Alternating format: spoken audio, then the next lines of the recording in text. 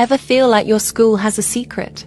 Not just like where the best vending machine is hidden, but a real, honest-to-goodness mystery? Well, that's exactly what happened to Anita. For her, high school wasn't just about pop quizzes and awkward dances. It was about the strange curse that had fallen over her classmates. One by one, they were turning into statues.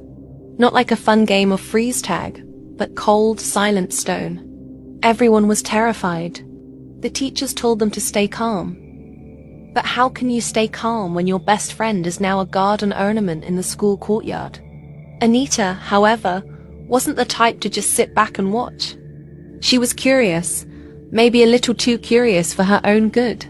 She noticed their strictest teacher, Mr. Harrison, was acting weirder than usual. He was jumpy, always looking over his shoulder, and he never let anyone near his supply closet.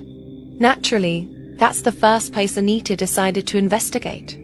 One afternoon, while everyone else was at a mandatory stay calm assembly, she picked the lock. What she found inside wasn't a stash of confiscated phones or old textbooks. It was a giant tortoise. And I mean giant. Its shell was like an ancient map, covered in swirling patterns, and its eyes, they seemed to hold the wisdom of centuries.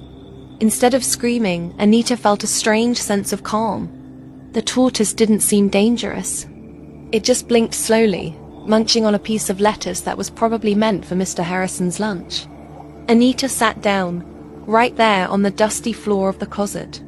She started talking to it, telling it about the statue curse, about how scared everyone was.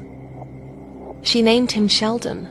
It felt silly, talking to a tortoise, but it also felt right. She had a feeling Sheldon was connected to the curse, but not in the way you might think. He wasn't the cause. He was the key. Over the next few days, Anita snuck back to the closet every chance she got.